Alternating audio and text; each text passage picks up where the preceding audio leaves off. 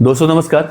Haryana cadre के वरिष्ठ IPS अधिकारी वाई पूरण कुमार साहब याद है आपको, जिन्होंने 7 अक्टूबर 2025 को चंडीगढ़ में अपने ही आवास में गन से अपने आप को खत्म कर लिया था।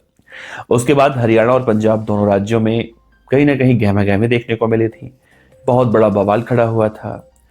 वो जिस समाज से आते थे, ऐसा कहा गया, जो उनके सुसाइड नोट में निकलकर बातें सामने आई, कहा गया कि उन्हें बहुत ही परेशान किया जाता था। और बाद में इसी पूरे मामले में संदीप लाठर, जो हरियाणा के रोहतक के रहने वाले थे एसआई, वो भी अपने आप को खत्म कर लेते हैं। ये मामला बहुत ज्यादा पेचीदा हुआ, रोचक हुआ।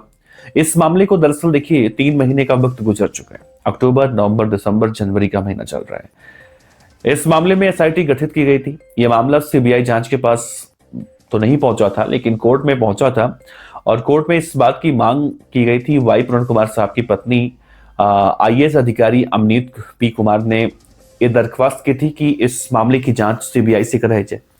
हरियाणा के पूर्व मुख्यमंत्री मनोहर लाल खट्टर साहब कई बार इस पूरे मामले में पी अमनीत कुमार से मिलने के लिए पहुंचे, उन्हें हौसला दिया, ढांढस बंधाया, लेकिन सीबीआई जांच इस मामले में नहीं कराई गई। हालांकि हम कोर्ट के आदेशों का सम्मान करते हैं, कोर्ट के फैसलों का सम्मान करते हैं, लेकिन परिवार के लोग या फिर उनके चाहने वाले लोग इस बात की लगातार मांग कर रहे थे कि अगर इस मामले की सीबीआई जांच होगी तो कई सारे चेहरे ऐसे हैं जो निकलकर सामने आ पाएंगे। क्योंकि अपने उस रिपोर्ट में जो उन्होंने जिक्र किया था वाई पूरण कुमार साहब ने, छोटे मोटे नाम नहीं थे, उसमें बड़े बड़े नाम थे।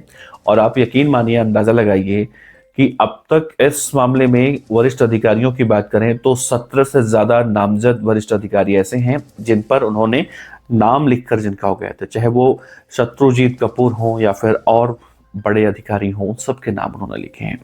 इस पूरे मामले में दोस्तों देखिए, एसआईटी की तो बना दी गई थी, एसआईटी जांच पड़ताल कर रही है और 3 महीने का वक्त गुजर चुका है। 3 महीने के वक्त के गुजरने के बाद इस पूरे मामले में कुछ किरदार ऐसे हैं जिनके बारे में जानना बहुत जरूरी है। आखिर उसके बारे में अपडेट क्या हुआ, कहां तक पहुंची वो अपडेट, इन तमाम चीजों को लेकर हम चर्चा करने वाले हैं। और ये बातें मैं इसलिए कह रहा हूं क्योंकि देखिए 7 अक्टूबर 2025 को वाई पूरण कुमार साहब ने अपने आप को खत्म किया। उसके बाद संदीप लाठर अपने आप को खत्म करते हैं। ये केस इतना ज्यादा हाई प्रोफाइल हो गया था कि तत्काल जो वहां के डीजीपी थे हरियाणा पुलिस के, शत्रुजीत कपूर साहब, उन्हें तबादला उनका किया गया या फिर उनकी जगह पर दूसरे किसी डीजीपी को रखा गया, उनको कहीं और भेजा गया, घर बैठाया गया। बहुत सारी पहेलियां इस केस में निकल कर सामने आई। बहुत सारे लोग ये दावा करने लगे कि वाई पूरण कुमार साहब जिस समाज से आते थे, उस समाज के लोगों को, बेशक वो आईपीएस ऑफिसर हों, लेकिन उन्हें दबाने की कोशिशें की जाती रही हैं। और ऐसे लोगों को भी दबाने की कोशिशें की जाती हैं आगे ना बढ़ पाए। और इस पूरे मामले में एक आरोपी आपको याद होगा जिसके खिलाफ अर्बन स्टेट थाने में एफआईआर दर्ज हुआ था कि वो शराब व्यापारी से हफ्ते या महीना, उसे हम हफ्ता ही कहते हैं, उसे वो महीने के जो पैसे होते हैं रंगदारी के वो लेने जाता था। और वो सुशील नाम का जो गनमैन था वाई पूरण कुमार साहब का, उसके ऊपर आरोप लगा था।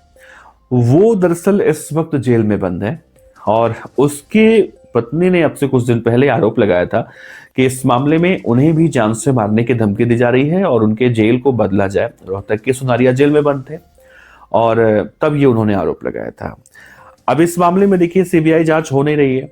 कोर्ट ने मना कर दिया है कि ऐसा कुछ नहीं है कि सीबीआई जांच हो। दूसरा, ये सीबीआई जांच अगर नहीं हो रही है तो इस पूरे मामले में एसआईटी जो बनाई गई थी, एसआईटी कहां तक पहुंची? एसआईटी देखिए इस मामले में 70 से ज्यादा लोगों से पूछताछ कर चुकी है। कई सारे ऐसे वरिष्ठ आईपीएस अधिकारी भी हैं, उनसे इस मामले में पूछताछ हो चुकी है। लेकिन एसआईटी अभी कोई माकूल जवाब या कहें कि कोई विस्तृत रिपोर्ट या फिर चार्जशीट सौंप नहीं पाई है। इस मामले में एसआईटी 3 महीने बाद भी ये कह रही है कि जब तक एफएसएल की रिपोर्ट सामने नहीं आ जाएगी तब तक एसआईटी भी कुछ सबमिट नहीं कर पाएगी। ऐसे में एक बड़ा सवाल उठता है कि आखिर जिस मामले को लेकर हरियाणा सरकार या फिर कहें केंद्र सरकार हिल गया था, जिस वाई पूरण कुमार साहब केस को लेकर पंजाब से लेकर हरियाणा और उत्तर प्रदेश एक बड़ी सभा बुलाने की बातें कही जा रही थी। दिल्ली के ताल कटोरा स्टेडियम में भी बड़ी सभा बुलाने की बातें की जा रही थी। दिल्ली के पूर्व मंत्री संदीप कुमार ने दावा किया था कि दिल्ली के ताल कटोरा स्टेडियम में वो दलित समाज को इकट्ठा करेंगे और आगे बहुत बड़ा आंदोलन करेंगे वाई पूरण कुमार साहब को इंसाफ दिलाने के लिए। आज वो मामला दब गया है। 3 महीने का वक्त गुजरने के बाद इस पूरे मामले में साहब कोई चर्चा ही नहीं हो रही है। हमारे देश में, हमारे समाज में, या फिर हम जहां पर रहते हैं वहां पर कुछ दिनों तक शोर शराबा होता है, हल्ला होता है, लेकिन उसके बाद दुनिया भूल जाती है क्या हुआ। आप सोचिए, इस पूरे मामले में जब ये मामला निकलकर सामने आया था मित्रों, तो पहले तो वहां के मुख्यमंत्री नायब सिंह सैनी साहब जाते हैं और फिर मनोहर लाल खट्टर साहब जाते हैं।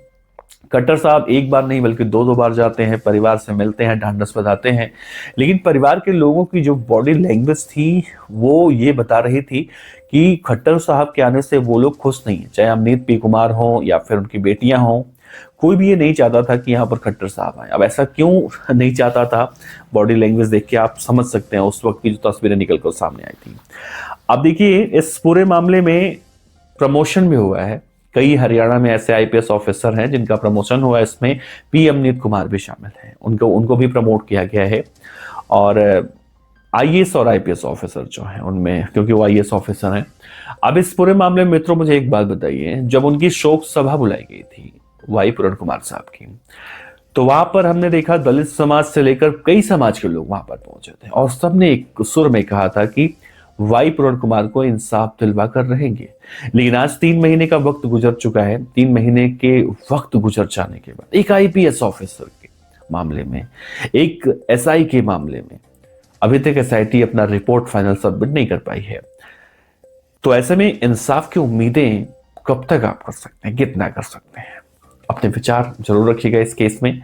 और मैं भी बहुत दिनों के बाद इस केस में सोचा, 3 महीने का वक्त गुजर चुका है, तो एक बार आप लोगों से पूछा जाए, रूबरू हुआ जाए इस पूरे केस को लेकर, और क्या सारी कड़ियां से कड़ियां जो जुड़ी हैं वो निकल कर सामने आ रही हैं। आप लोगों को क्या लगता है?